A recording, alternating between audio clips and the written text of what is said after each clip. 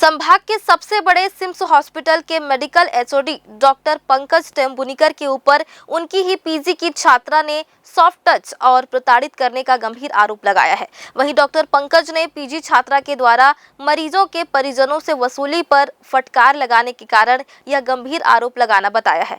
आरोप प्रत्यारोप के बीच सिम्स के डीन ने मामले को जाँच के लिए महिला उत्पीड़न के पास भेज दिया है। देखिए एक खास रिपोर्ट। बिलासपुर सिम्स के सीनियर डॉक्टर पंकज टेम्बुनिकर एचओडी हैं। सोशल मीडिया में चल रही खबर के मुताबिक सिम्स में पीजी की एक छात्रा ने मुख्यमंत्री को पत्र लिखकर डॉक्टर पंकज के ऊपर सॉफ्ट टच और प्रताड़ित करने का गंभीर आरोप लगाया है। इधर डीन ने मामले को जांच के लिए महिला उत्पीड़न के पास भेज दिया है। पिछले एक हफ्ते पूर्व मौखिक रूप से यह मेरे संज्ञान में लाया गया था, जिसमें मेडिकल पीजी की फर्स्ट मेडिसिन की छात्रा के द्वारा विभागाध्यक्ष पर कुछ मानसिक प्रताड़ना संबंधी आरोप लगाए गए थे और उसके लिए लड़की के पिताजी और अन्य डॉक्टर संबंधित पक्षों उभय पक्षों डॉक्टर पंकज टेम्बुनिकर को आमने सामने बैठाकर सरल सहज वातावरण में एक समाधान कारक निर्णय लेने का प्रयास किया गया था, जिसमें डॉक्टर पंकज टेम्बुनिकर को विभिन्न पीजी करिकुलम से अलग पृथक करना या उस छात्रा के द्वारा छात्रा को उनकी यूनिट जो उनका यूनिट है उसमें न रखा जाना, जो यूनिट 3 पंकज की है, और इसी प्रकार उनके द्वारा इस बैच की परीक्षा न लिए जाने संबंधी निर्णय लिए गए थे और एक प्रयास किया गया था कि इसको एक सौम्यतापूर्वक सौहार्दपूर्ण वातावरण में इसको अगर यह मामला जो उभय पक्ष राजी होते हैं तो संभाला जाए। लेकिन विभिन्न पोर्टल में और समाचार उसमें प्रकाशित पब्लिश और चल चुकने के बाद अभी मैंने यह निर्णय लिया है कि इस प्रकरण को मैंने महिला उत्पीड़न समिति को, जो आईसीसी होती है इंटरनल ग्रीवेंस कमेटी, उसको हमने सौंप दिया है और वो अपना जांच करके यह रिपोर्ट हमें देगी और तदनुसार फिर कार्यवाही की जाएगी। प्रारंभिक तौर पर क्या कुछ डॉक्टर से मैंने पूछा, दोनों डॉक्टर जो आरोप लगा रही हैं वो डॉक्टर, उनके पिताजी भी सामने थे और पंकज भी थे। एक हफ्ता पहले हमने दोनों पक्षों को से जानने का प्रयास किया था, उनने नकारा है।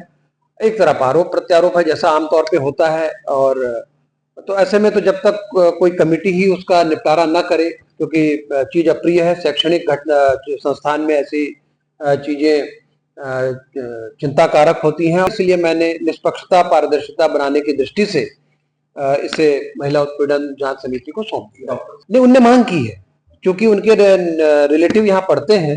ये डॉक्टर ने खुद लिखकर यह कहा है कि वे इससे दूर रहना चाहते हैं और 2 बैच के लिए वे इससे पृथक रहना चाहते हैं और उससे सहमति व्यक्त करते हुए ये निर्णय लिए गए।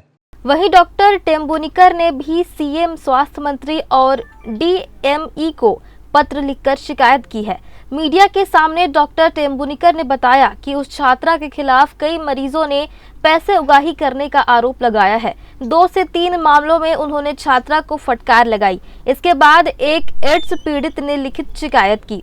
शिकायत में छात्रा उनसे बाहरी मेडिकल से सामान खरीदने और उस पर कमीशन मांगना बताया गया। इसको लेकर डॉक्टर टेम्बुनिकर ने जब जवाब मांगा तब वह छात्रा डॉक्टर को इग्नोर करते हुए मोबाइल चलाती रही। इस पर नाराज डॉक्टर ने उसके मोबाइल को छीनकर दूर फेंक दिया।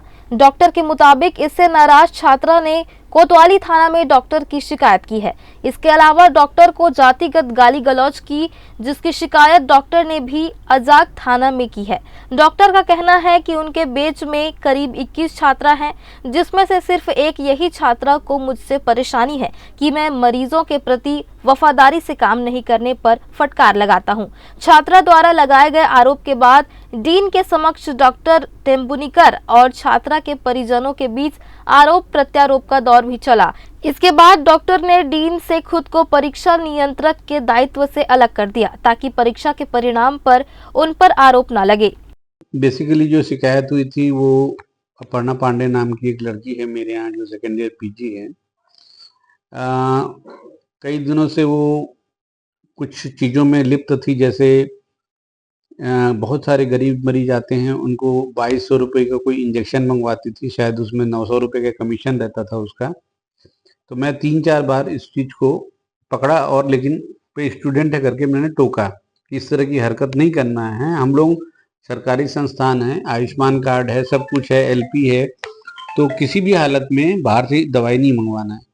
लेकिन जब एक HIV का एक पेशेंट है और उसको सिकल सेल का भी प्रॉब्लम था, जब उस व्यक्ति ने मेरे को दिखाया, बोला कि ये देखिए मैडम ने हमको 2200 रुपये का इंजेक्शन, सर हमने आज तक की जगह हमारा पैंट शर्ट देखिए हमारे पास 50 रुपये नहीं है। तो उसने लिखित में मेरे को कंप्लेन किया कि मेरे से 2200 रुपये का इंजेक्शन मंगवाया जाता है, बाकी सब लोगों को इंजेक्शन सरकार लोकल परचेस से देती है, अगर उपलब्ध नहीं रहता है तो ये चीज़ हो गया। उसके कुछ समय पहले और जो भी हमारे यहाँ पॉइजनिंग के पेशेंट आते हैं, जहर खुरानी के पेशेंट आते हैं, तो हम लोग पेट की सफाई भी करते हैं और पेशाब की भी सफाई करते हैं, ताकि मरीज का जो रहता है पूरा जो रहता है ट्रीटमेंट उसका प्रॉपर हो। जब छुट्टी करते हैं हम लोग, तो हम लोग छुट्टी का आदेश दे देते हैं, ट्रीटमेंट लिख देते हैं और उसके बाद ज़्यादातर कंसल्टेंट चले जाते हैं, बस उनका देना रहता है। उनका पेशाब की नली निकालने और नाक का राइस ट्यूब निकालने के लिए 300 से 50-500 रुपए तक का वो लेती रही है। ये खबर मेरे पास 2 बार आई, इसलिए उसको मैंने अपने यूनिट पे रखा था कि आज नहीं तो कल इसको मैं पकड़ूंगा करके। तो ये अवधारणा बना लिखी कि जानबूझ के मेरे को यूनिट 3 में रख करके परेशान किया जा रहा है करके, ताकि मैं इस पे अंकुश लगाना चाह रहा था। ये यही का क्या कहानी है? नहीं, इसमें बाहरी लोगों का कोई हाथ नहीं है। इसमें चूंकि उसके परिवार वाले इन्वॉल्व हो गए थे, कुछ लोग और इन्वॉल्व हो गए थे, टेक्नीशियन संघ के लोग भी आए थे और ये शिकायत को मैंने डीन को की थी। जो शिकायत की थी डीन को की थी। आज तक के मतलब इतने सारे PG स्टूडेंट हैं और इतने सारे साल में काम कर रहा हूँ मैं मरीज का दर्द दुख देख नहीं सकता, उसके लिए मैं फटकार भी लगाता हूँ, उसको भी लगाता हूँ।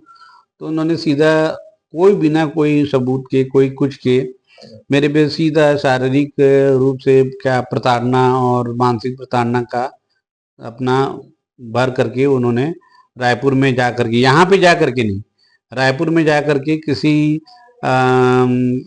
मीडिया में जा करके और वहाँ पे जो जूनियर डॉक्टर एसोसिएशन है उसमें जा करके कंप्लेन कर दी।